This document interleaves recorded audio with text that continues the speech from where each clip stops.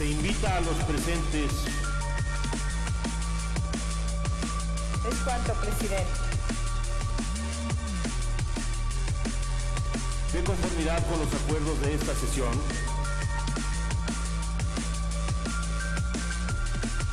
Ciérrese el sistema electrónico. Con su permiso, presidente. Adelante, diputada.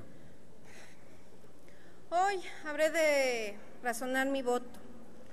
Yo no hablaré de todos los avances que tiene esta ley, porque llega después de escándalos de transparencia y corrupción, y sin que pueda tener un debate real, porque es producto, por lo menos en esta Cámara de Diputados, de los acuerdos populares y de las prisas. Yo voy a hablar de lo malo, de lo feo y de lo peor que tiene esta ley. Sí, porque en el argumento de que todo puede ser perfectible, siempre se deja todo para después y será en otras legislaturas las que enmendarán varias omisiones y errores en la ley. En el dictamen que seguramente se aprobará hoy, se encuentra una nueva facultad del IFAI de abrir la información relacionada con violaciones a derechos humanos, sin necesidad de esperar a la Comisión Nacional de Derechos Humanos. Sin embargo, no hay claridad sobre los mecanismos a seguir por el propio IFAI para determinar qué información debe hacerse pública, por lo que al final será la Suprema Corte de Justicia de la Nación quien decidirá cuál información podrá hacerse pública cuando se trate de violaciones graves. Sí, esa misma Suprema Corte de Justicia de la Nación, integrada por un constante violador de los derechos humanos, como lo es Eduardo Medina Mora.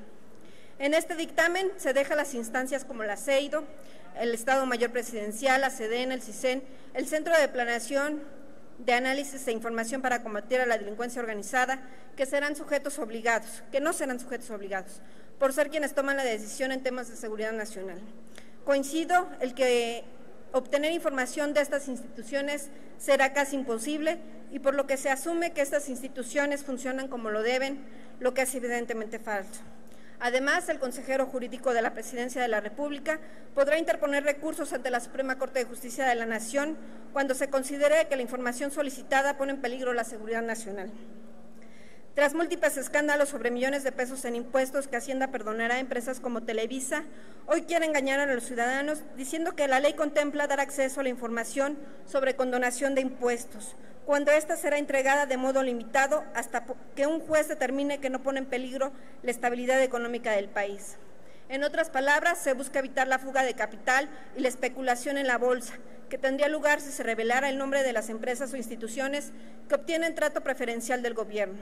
En resumen, todo lo que sea un peligro, a decir del gobierno federal, no será transparente, y no lo será porque efectivamente pone en peligro, pero los intereses personales de los servidores públicos. Hace unas semanas alardeaban en esta tribuna que la aprobación del Sistema Nacional Anticorrupción permitiría la publicación de la declaración patrimonial y de interés de todos los servidores públicos. Hoy, como se los dije en aquella ocasión, son solo mentiras, la incongruencia en todo su esplendor. La Ley General de Transparencia y Acceso a la Información Pública contradice todo lo que ustedes mismos aprobaron y que los senadores borraron de la iniciativa original. La publicación de las declaraciones patrimonial, de interés y de impuestos deberían ser obligatorias para cualquier servidor público, pero no solo eso.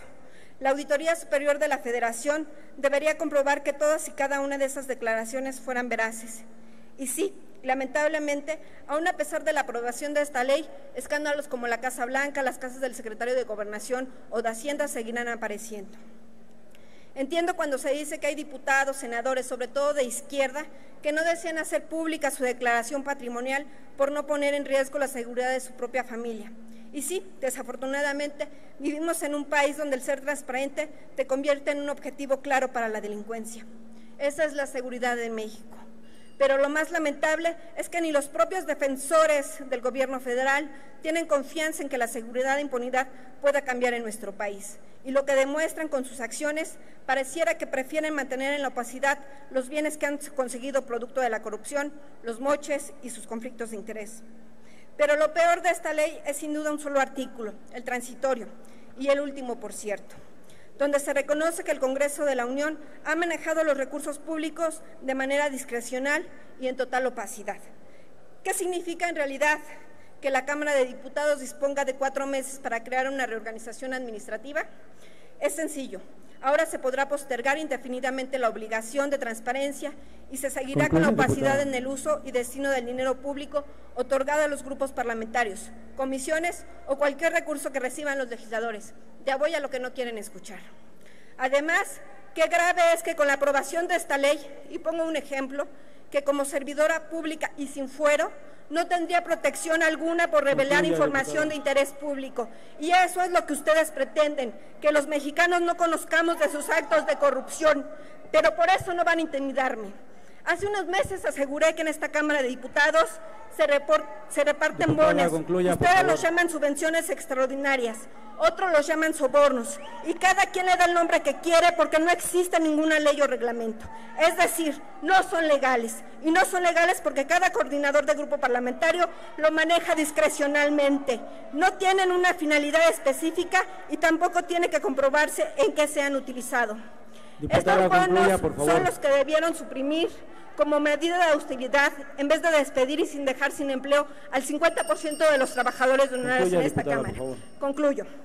Por eso nos sorprende que hoy no vayan a modificar este artículo transitorio, porque se han seguido repartiendo el dinero de todos los mexicanos, porque de acuerdo al último informe semestral que presentaron los grupos parlamentarios, revela que exclusivamente las subvenciones extraordinarias o bonos o sobornos, los que integraron el Pacto por México, recibieron el PRI 68.760.000 pesos, el PAN 31.284.000.000 de pesos, el PRD 33.922.000 pesos, el Partido Verde 12.950.000 pesos y Nueva Alianza 2.500.000 pesos. Ya sé, van a querer las pruebas. Bueno, aquí las tienen, a disposición de quien quiera, los informes de todos los grupos parlamentarios. ¿Y qué van a decir para justificarse? ¿Que han utilizado estos millones de pesos en fundaciones o para promocionarse a su partido en los cines? ¿O que el que decida el uso final es el dirigente nacional de su partido? Pero ni siquiera en la página de transparencia que están denunciando no aparece, y tampoco están aquí las pruebas. ¿Qué puede ser tan extraordinario que justifica el despilfarro de dinero?